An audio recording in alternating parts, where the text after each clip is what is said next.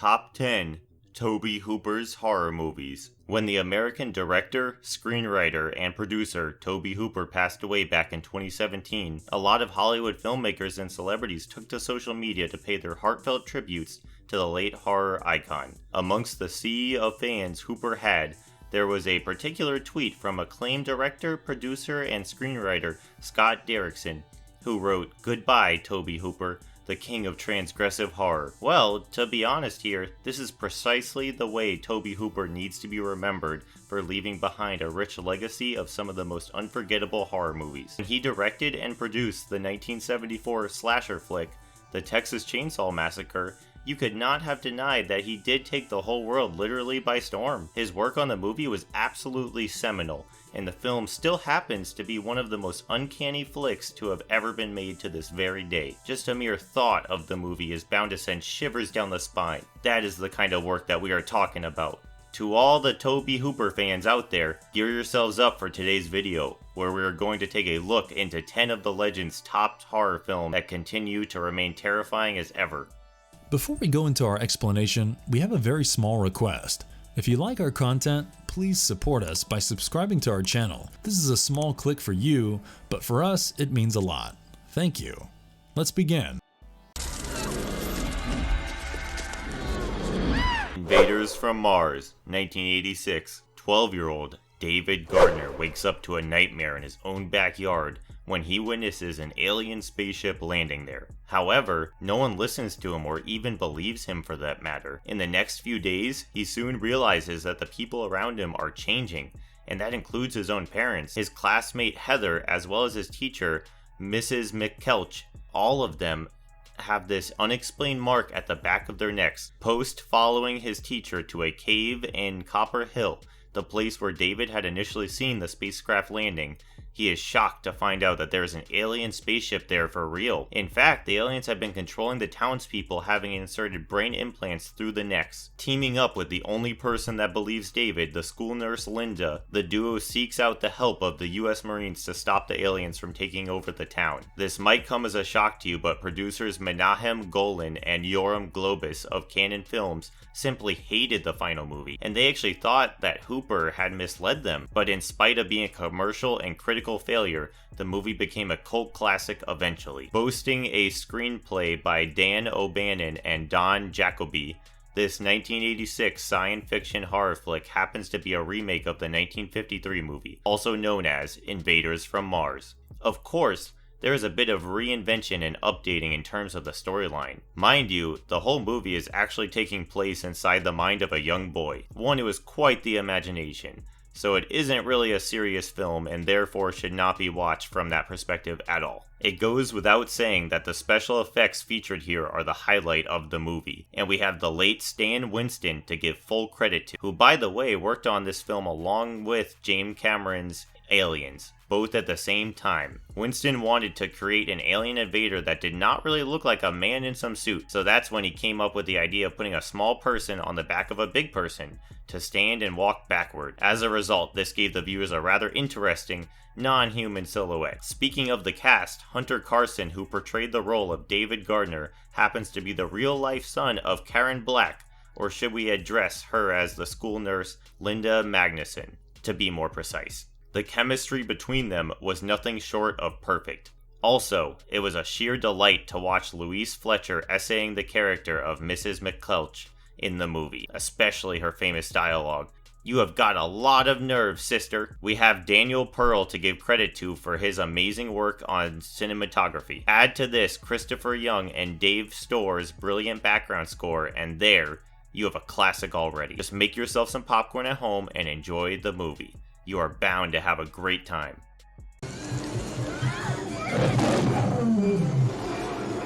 Poltergeist, 1982. The Freelings are a suburban family of 5 members dwelling in a California planned community. Everything is great in the beginning until weird and inexplicable things begin to occur in the house. Utensils start bending and breaking by themselves. Furniture begins to move on its own. And the youngest daughter of the family, Carol Ann, starts sleepwalking and talking with a television set, while it has a post-broadcast static on display. Things take an ugly turn when a tree outside the children's bedroom window comes alive and goes to the extent of not only crashing through the window, but also grabbing one of the children. The horror does not end there.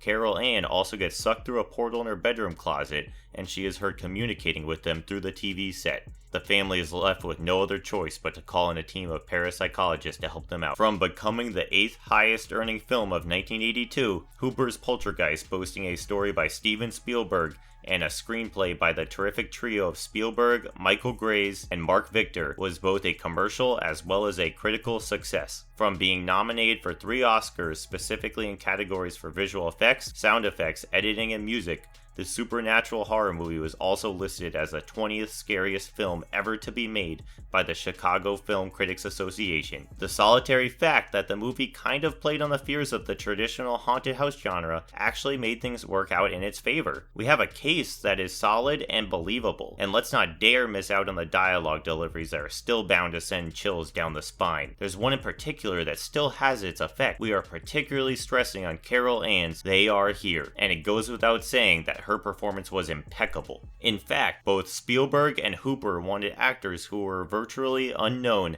to play the role of the Freelings. The duo was of the same belief that if they had on board known faces, it would simply take away the sense of realism that they wanted to add to the characters. Also, here's an interesting trivia that might actually shock you. There's a famous swimming pool scene in the movie where the character of Diane Freeling gets trapped amidst a multitude of skeletal bodies. Well, those skeletons were very much real, and actor Jo Beth Williams had not even the slightest bit of an idea until she was done shooting the scene. Celebrated music composer, the late Jerry Goldsmith, was undoubtedly at one of his best moments when he composed the impeccable background score of the movie. Everything about his organized mystical themes, the uneven orchestral brass woodwind, to that outstanding chorus was worthy of an Oscar win, and one can only wonder why it did not in the first place. The special effects by Industrial Light and Magic and overseen by Richard Edlund made the movie such a feast. No wonder it won the BAFTA award for that. Of course, Poltergeist is a horror classic, and while many believe that it was Spielberg who directed most of the movie, the question of who the director really was still remains a matter of debate to date. Sally, I hear something. Stop! Stop! The Texas Chainsaw Massacre, 1974. Sally Hardesty is on her way to her grandfather's grave in Texas, along with her paraplegic brother Franklin, and 3 of their other friends to probe deeper into matters related to grave desecration and robbing. The group makes the mistake of giving a ride to a hitchhiker, who is outrageously bizarre. He takes a picture of Franklin, asks for money from them for the picture that he took, and when they refuse to pay him, he burns the Polaroid image and goes to the extent of even cutting the arm of Franklin with a straight razor. After the teens manage to kick him out of the van, they think they are safe, but the group makes the severe mistake of crossing their paths with a family of cannibals. Amongst the psychopaths is one with a penchant for wearing a facial mask made out of human skin and killing his victims with a chainsaw. Well, if there is this one movie that Tobe Hooper will always be remembered for, then it irrefutably has to be his 1974 slasher flick, The Texas Chainsaw Massacre. When it comes to the storyline, it is actually pretty simple, but it is the psychological terror of the movie that plunges its viewers into a never-ending nightmare.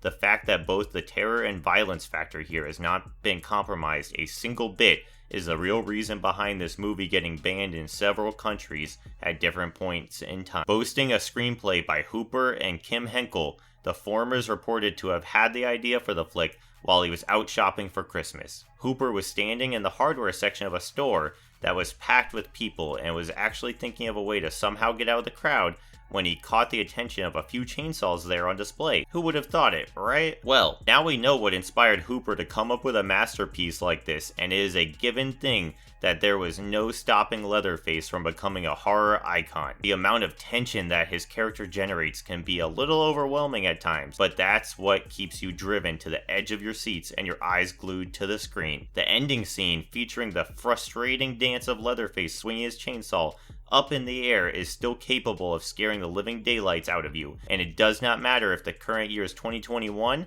and the year this movie released was 1974. It still has its impressive effects. Daniel Pearl's exceptional work of cinematography deserves a definite mention. Well, if you are someone who still has not seen the movie and wants to give it a shot, please go ahead, but do not blame us if your nightmares get dominated by that unsettling sound of the chainsaw. That's bound to happen.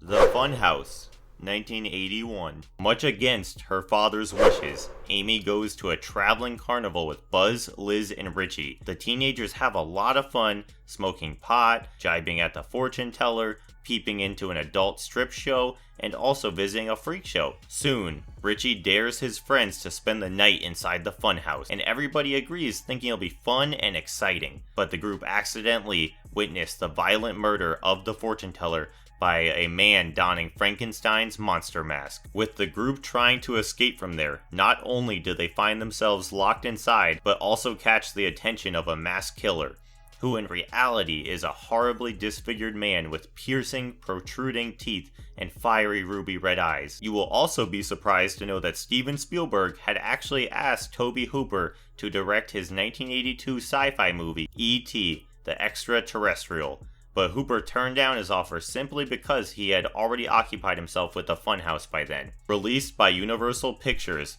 this slasher flick here was Hooper's first big studio production post the 1974 The Texas Chainsaw Massacre and the 1976 Eaten Alive. Don't make the mistake of thinking this movie to be similar to the other slasher flicks of the 80s. It is a lot more clever than most of its type, one with a fascinating storyline and an undeniably claustrophobic finale. Backed by Larry Block's screenplay, Hooper managed to immerse his viewers into an underworld of dread and wickedness. We have a cast giving a power-packed performance.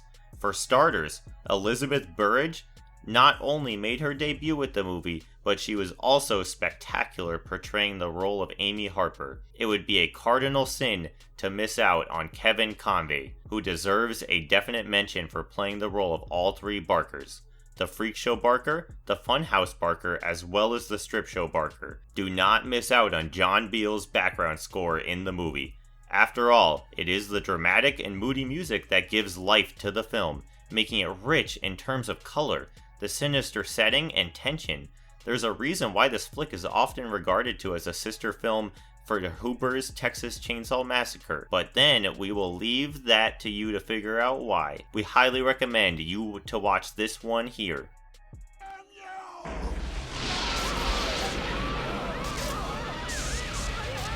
The Mangler, 1995. Based on Stephen King's 1972 short story, also called The Mangler. The storyline of this 1995 horror flick centers around a demonically possessed laundry machine who has developed a certain taste for humans. Police officer John Hunton and his demonologist brother-in-law, Mark Jackson, are called in to probe deeper into the matter. The duo comes in contact with the owner of the laundry factory, Bill Gartley, and soon realize that there's a lot more about him than meets the eye. While there's no denying that the movie is a Stephen King short story adaptation, The Mangler turned out to be a box office bomb, receiving negative critical reception. Given the high and low phases that Hooper had in his career, a rather significant chunk of his later work suffered either due to shoestring budgets or say working along the lines of the same old horror cliches, at times preposterous concepts. No wonder this 1995 movie easily made it to the list of Hooper's most maligned works. But having said that, it was the ensemble cast which the movie featured that eventually made this film a cult classic. We are particularly talking about Robert Englund essaying the role of Bill Gartley and Ted Levine as Officer John Hunton. You just cannot miss out Englund's metal leg brace and those Mangler-inflicted giant scars, or even Levine's frustrated cop performance for that matter. God, both of them were absolutely terrific. As for the rest of the characters, they were quite well drawn. The screenplay by Hooper, Stephen David Brooks, and Peter Welbeck works out in favor of the movie, breathing life to the characters that were initially created by King for his short story. Bursting with copious amounts of gore, the flick is nothing short of a treat to all the gore hounds out there. Just add to this Barrington Fellong's music score and the exceptional visual effects featured, and what you have in front of you is a solid horror movie. Just do us a favor. When you watch this film, keep an open mind, take it as it comes, and please do not make the mistake of comparing this flick with Hooper's best work. Who knows, you might actually end up loving this unsung little gem here. The fact that nobody actually remembers this movie because of its limited release has made this film earn the title The Forgotten King Film.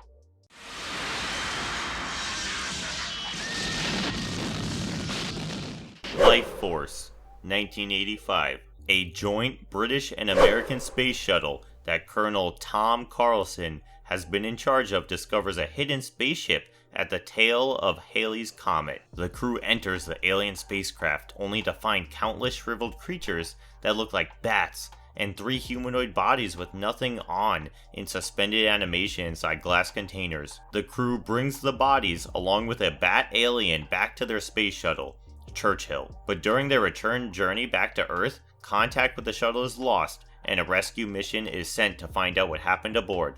Churchill is found completely burnt, the crew dead, one of the escape pods missing, and strangely the containers that have the humanoids is perfectly intact. They are brought to Earth, to the European Space Research Center in London to be more precise. But all hell breaks loose when the female alien wakes up and escapes from the facility, not only draining the life force out of the people that she encounters, but also turning them into zombies in the process. Meanwhile, Colonel Tom Carlson, having managed to survive somehow, realizes what has occurred and he joins hands with Colonel Colin Kane to save what's left of humanity from the shape-shifting space vampires. Based on the 1976 sci-fi horror novel of Colin Wilson called The Space Vampire, Hooper's Lifeforce is flashy and way over the top. Some would even call this film insane given the exaggerated direction of Hooper, but then again, that's what makes this movie so good. In case you were forgetting, it is a Canon Films production and you cannot expect anything less here. Backed by a script by Dan O'Bannon and Don Jacoby, the movie features a fittingly bombastic background score by Henry Mancini. Those who have watched the movie might say it's the strangest, most ludicrous film they have ever seen, but you can't deny that it is also quite mysteriously compelling and there's never a dull moment in it. True that Lifeforce did garner a lot of negative reviews and was a box office failure, but did that really stop it from eventually becoming a cult film? We all know the answer to that. So, coming to the storyline here, the movie features an alien spacecraft, one that is loaded with bats. Next there is a naked space vampire on the loose, one that loves to suck out the life force of people. Then there's shape-shifting, bodies getting exploded, and let's not forget this movie has zombies. What more can one want? Please don't miss out on this underrated gem here. It probably has one of the best special effects on display given the 80s time period. But that's for you to decide and tell us all about it in our comments section. Salem's Lot, 1979. Ben Mears is a successful author who has come back to his hometown in Maine post a rather long absence. Mears has plans of writing a new novel about the old haunted property of the Marston House, situated on top of a hill of Salem's Lot. Given the rich history, the haunted, as well as the tragic stories associated with the house, Mears decides to rent it, but is surprised to discover that the property has already been taken by a certain Richard Straker, who wants to open an antique store along with his partner, Kurt Barlow. While Barlow is often mentioned, he has never been seen by anyone. Well, eventually, people of the town either start vanishing or meet their deaths under some pretty weird circumstances. It does not take Mears much time to understand that Straker's partner is a vampire, the one who is also accountable for the curse that plagues his hometown. Mears teams up with Mark Petrie, a local horror film buff, to unravel the truth. Also known as Salem's Lot the movie, Salem's Lot the miniseries, and Bloodthirst, Tobe Hooper's Salem's Lot happens to be a miniseries television adaptation of King's 1975 horror novel. You'd be surprised to know that it was a George A. Romero who was initially offered to direct a feature film version, but post John Badham's 1979 Dracula and Werner Herzog's 1979 Nosferatu the Vampire, Warner Bros. Made up their mind to make Salem's Lot into a TV miniseries. As for Romero, he backed out from the project thinking he would not be able to do justice to the movie given the limitations of television. Screenwriter Paul Monash deserves a full credit for the adaptation and for the sole fact that this version is a lot more dramatic than its novel counterpart. Producer Richard Kobritz wanted Hooper as the director, post the very screening of the celebrated The Texas Chainsaw Massacre. As for Hooper, he simply knew what he wanted to do with Salem's Lot, and also stayed true to King's novel at the same time. So there's a particular scene that has child vampires floating outside the window of their victims. Hooper shot the whole sequence in reverse to give a spookier effect. As for the actors, none of them were suspended on any wires, they all performed on a boom crane. Hooper effortlessly managed to suck his audience into a threatening creepiness way before the real horror even begins. And it is the atmosphere that he creates that makes this movie. In short, this exciting tale of suspense and dread is a must-watch.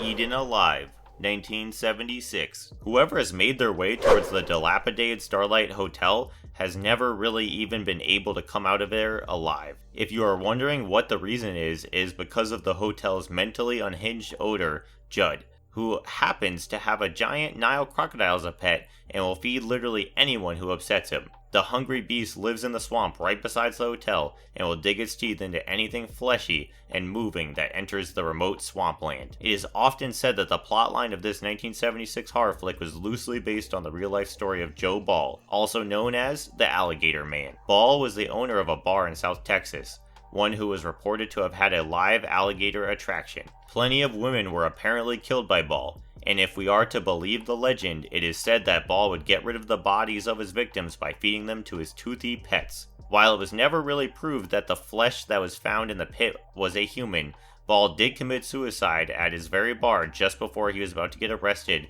by the police on the charges of the murders. Boasting a screenplay by Kim Henkel, who by the way was also the co-screenwriter of Hooper's landmark debut, Chainsaw to be more precise, Eaten Alive had a similar impression that Hooper had left with his predecessor. We are stressing on the movie to be a merciless onslaught of sheer madness and dark humor, and while it's true that the flick did share comparable traits, it did receive poor reviews post its release. But having said that, fans of Hooper did take the movie positively. They will agree with us when we tell them that Eaten Alive truly happens to be an overlooked film of Hooper. There are some pretty intense works of camera here. That Judd was chasing around two women like a maniac around the claustrophobic hotel. The cast received a lot of praise too, especially Neville Brand, who essayed the role of Judd. Brand's acting was creepily believable in spite of his jumbled mumblings. The film also marked the debut of horror legend Robert Englund, portraying the role of Buck, and one does not feel bad for him when he is deliberately pushed in the swamp and treated as a one-course meal. To all the horror fans out there, you just cannot miss out on this one. You just need 91 minutes off your busy schedule to enjoy this. They are gonna hurt you. Djinn, 2013. Hooper's Emirati supernatural horror movie revolves around a young couple moving into a new apartment after coming back from a trip, but the duo finds out that their fellow neighbors might not even be human in the first place. Soon, very strange, inexplicable things begin to occur. They start hearing voices and seeing things. The movie also goes back to the time when the high-rise apartment was initially being built in an uninhabited fishing village, which was once home to some malevolent supernatural beings. The final directorial act of Hooper ended with this 2013 supernatural flick, one which had quite the foreboding atmosphere. B.C. Smith did a fantastic job with the background score, keeping the element of dread and horror intact. We agree that the storyline may have been predictable, and to be a little honest here, it is quite surprising for fans of Hooper given the kinds of movies he has directed in the past. But we cannot really disagree on the fact that he did create an intense environment, the kind that will keep you right at the edge of your seat. Boasting a script by David Tolley, the movie has a good cast, especially the leading two. They are believable, and that is what matters. The language could have been a little bit more consistent since the sudden transitions from Arabic to English and vice versa get a little too overwhelming at times. But there are also pros of the movie. The whole idea of a UAE setting blends absorbing cultural elements with a well-used horror recipe. Also, it is kind of rejuvenating to watch a movie that is a little different, and Hooper's Djinn delivers quite a few scares that are bound to leave an impression on you. In case you are wondering, what are the highlights of the movie? The scary sequences definitely make it to that list. For instance, the scene that had the baby with the black eyes, The hallway scene where the lights start flickering and going out one after the other. Oh, there's plenty of such scenes that are categorically the strongest points of the film here. While it certainly isn't the best of Hooper's works, it is undoubtedly worth watching. So if you are someone who hasn't watched it, we suggest you not to judge this movie by its rating, but to give it a shot for sure.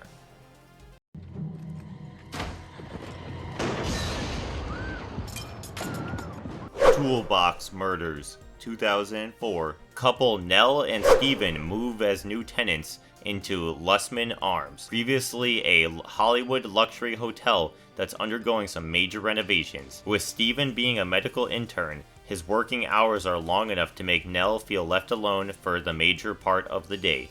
Soon, she makes friends with a few neighbors and gets to know more about the history of their new residency. However, as the days pass by, the tenants start vanishing one by one. Nell and Steven are oblivious of the fact that the tenants in reality are getting slaughtered by a man donning a balaclava and with a penchant for butchering his victims with his set of carpentry tools. This 2004 slasher flick happens to be a remake of the 1978 movie called The Toolbox Murders, and you would be surprised to know that the remake was also produced by the very same people who produced the original, Tony DiDio to be specific. Boasting a runtime of 95 minutes, and with a budget that is less than $1 million, Hooper fashioned a new classic horror. Mind you, the remake is so much better than the original, and it isn't just a copy-paste. It is what one would like to call a reimagination. Joseph Conlin's brilliant musical score works in favor of this flick here, hitting us at just the right spots. It is only Hooper who is capable of taking us back to the 80s, while in reality, the movie was released way later in 2004. As for the storyline, it becomes even more captivating the more it unfolds. Toolbox Murders is filled with suspense, has a lot of gore, and in an unusual way, reaffirming his status as the king of transgressive horror. Highly recommending this movie that positively needs to be watched because of the climax. You won't be disappointed, and that's a fact. If you enjoyed this video, please leave a like and comment below. And if you want more like it, then please subscribe and have a great rest of your day.